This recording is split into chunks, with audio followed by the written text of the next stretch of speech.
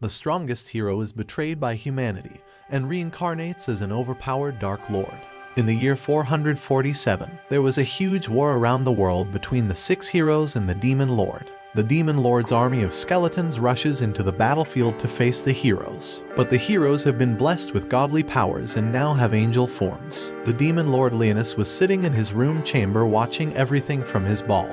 All his strongholds have been defeated and this is their last line of defense. The skeletons manage to clap some human soldiers, but one of the heroes has the power to bring them back to life. Suddenly, a huge tree-like creature appears, making the Demon Lord angry because he recognizes it as the Arch-Sage hero who quit being human to get more power. Leonis gets up and summons his staff to join the fight, but his Fenrir companion and loyal general stops him, reminding Leonis that he made a promise to the goddess of rebellion. She had entrusted him to do something when he was still human, so Leonis decided to accept defeat. He drops his staff and walks toward a door while his castle is being destroyed. Before entering, he promised that he would rise again in 1,000 years and reclaim his throne. And so, he sealed his own soul in the Grand Mausoleum. 1,000 years later, we then see 2 girls exploring the castle ruins of Leonis. Celia and Regina are on a mission to scout the ruins, because they have reports that some monsters called voids are building their nests there. They walk through a corridor and reach a huge door. Celia recognizes it as the King's Mausoleum, where Demon Lord Kings decide to rest waiting for their final days. Regina tries to open it but thinks they need to pick up something to blow it apart. Celia then notices some writings on the door and uses her phone which language it is. She realizes the door is alive and touches it. Suddenly, the door activates and opens up.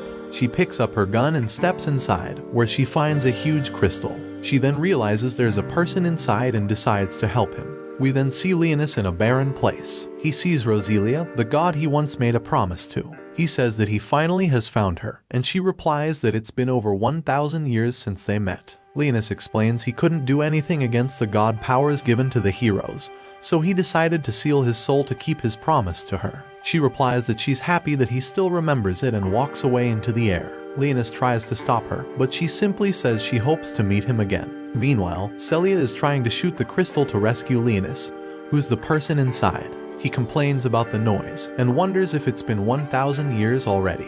He guesses the reincarnation ritual was successful. Leonis then notices Celia trying to shoot the crystal. He realizes she's human and thinks she's trying to rob his grave. So, he decides to show her the power of the reincarnated Demon Lord. He uses his magic to shatter the crystal and knock her down. He initially thinks she's a descendant of the High Elf tribe, but he's wrong. He then decides to finish her by trying to rob his grave. But he stops when she asks why a kid would be locked inside the crystal. He looks at his reflections and is shocked to see his new form. He thinks the reincarnation spell failed, but he doesn't understand why because he used a spell to rebuild his body to a previous form. He expected to be in his Demon Lord form, but he is now in his human form when he was still a hero. Yes, the Demon Lord is a former hero. The girl asks him why he was sealed inside the crystal and checks him out to make sure he's not hurt. She then suddenly hugs him, telling him that Big Sister is there to protect him. He initially gets annoyed but eventually ends up falling fainting. He later wakes up and she gives him some cookies. He thinks that his current body is bad because he fainted from something trivial like hunger. But luckily, Celia saved him. She then asks if he's fine introducing herself as a 15-year-old student from the Holy Swordsman Rearing Institute, and asks for his name. Leonis introduces himself and thinks he can use her to get information about the current world. She repeats his name sometimes and calls it cute. He gets annoyed because his name once meant chaos and terror, but now a random girl calls it cute. He then realizes that his record as the Demon Lord was deleted from history. She asks for his age, and he replies that he's 10. She then asks if he remembers the void monsters that had taken him away, but he's confused. She then explains that voids are enemies from another world, and that she and her school colleagues are knights who wield swords to fight them off. Leonis is initially confused because 1,000 years ago, the enemies of the world were people like him, Demon Lord and the goddess of rebellion. Celia then explains she and Regina were investigating these ruins because they suspect it's a void base. He realizes that she found him by coincidence, but she said that the door was sealed until she touched it. He then asks her what year it is. She says they're in year 64, which confuses him. They suddenly hear a big explosion, and Celia receives a message from Regina stating she encountered large voids. Celia immediately holds onto Leonis, stating she will protect him. An ogre void comes through the door and Celia tries to shoot it down. He gets all annoyed they're destroying his grand mausoleum and decides to use his magic to stop it, just to trip and fall flat on his face. She tells him to back down and shoots the void, but it only tickles him. Suddenly, a laser beam destroys the void's arm and shoots its body down. It's Regina and her huge cannon. The void gets up and Regina changes her cannon form to shoot it in the chest. Despite being surprised to see Linus, Regina simply tells Celia to take away and escape while she holds the void down. The two run away, and Linus thinks nothing went according to his plan.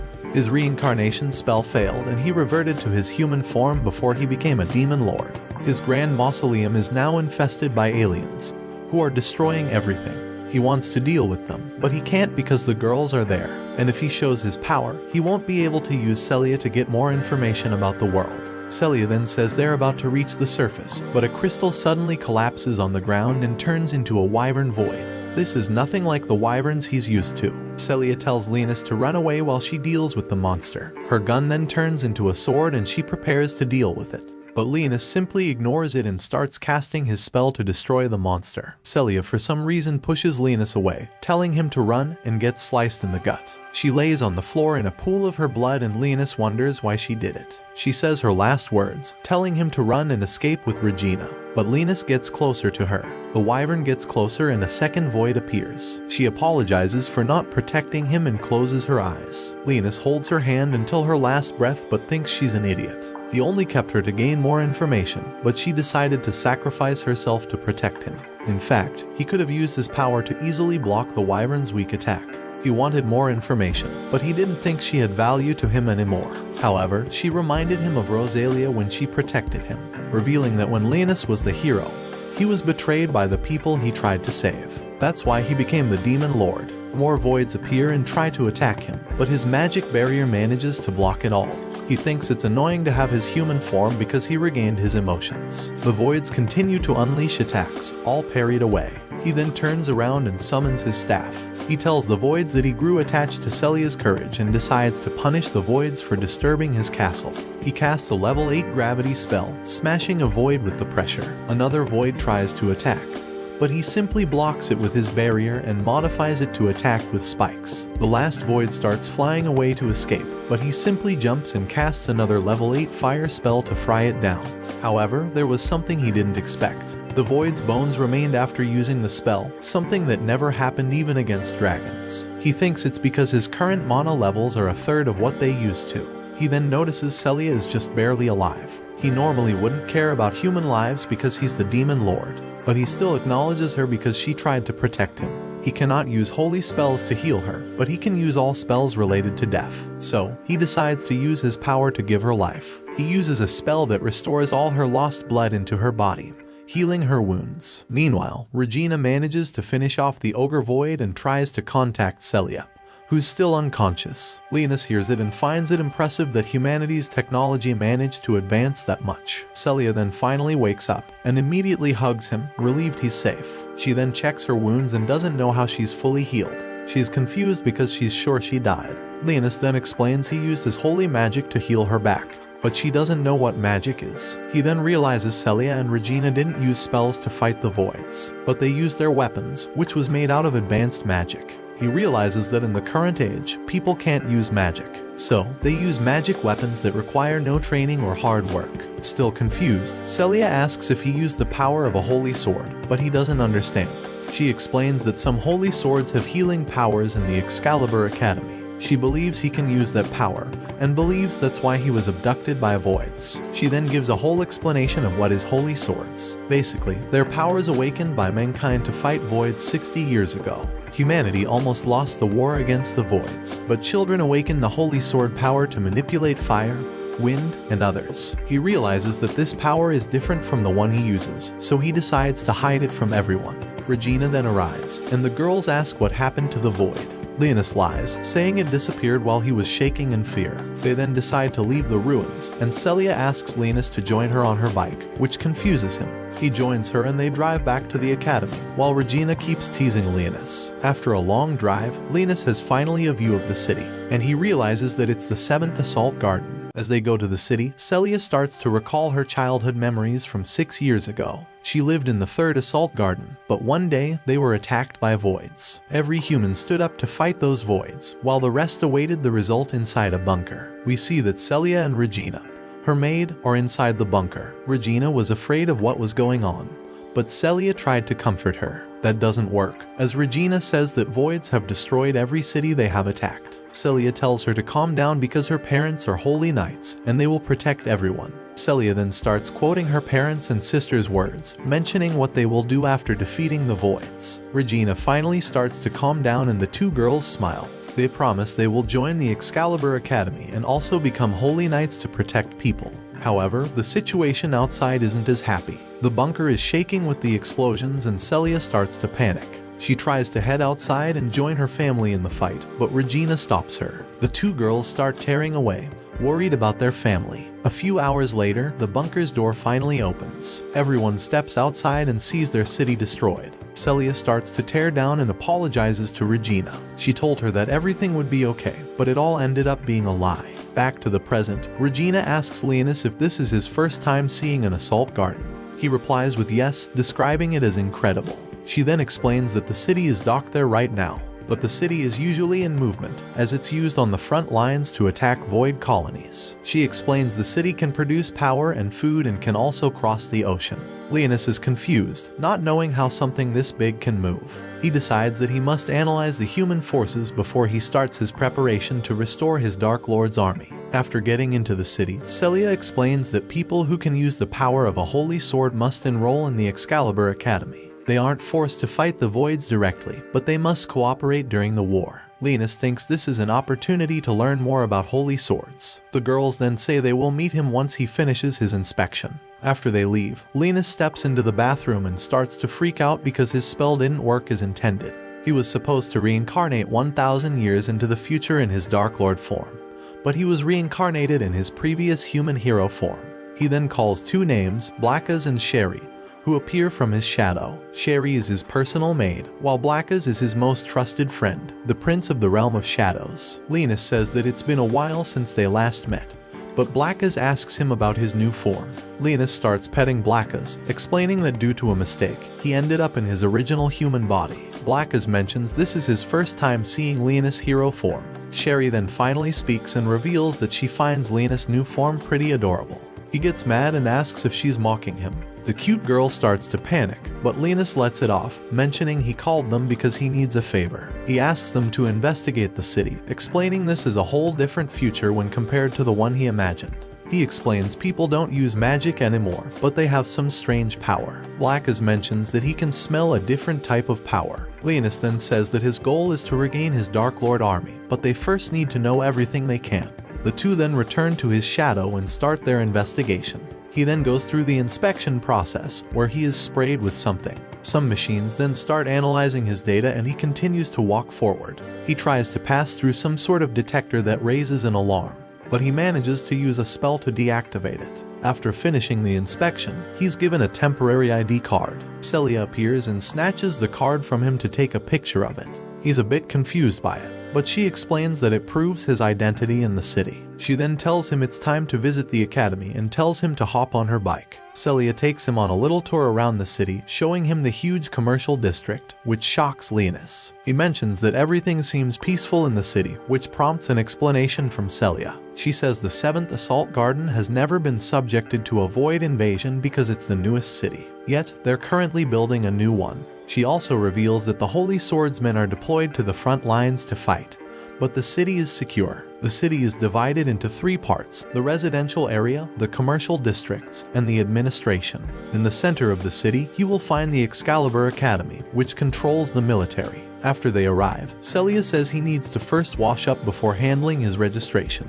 However, Linus is pretty impressed with the number of huge buildings around and asks if it's part of the academy. Celia confirms and starts to explain the buildings and what they're used for. The most relevant ones are the dining halls, the training grounds, and the dance hall. Linus is a bit confused. He doesn't understand why they have a dance hall. Celia explains that it is needed to manifest his holy sword because his heart and spirit need to be calm. She shows him the girls' dormitory, but they're stopped by Muselle. Linus notices that Celia is trying to avoid him, but the guy tries to stop them. He asks her who Leonis is, but she simply says that Musel has nothing to do with it.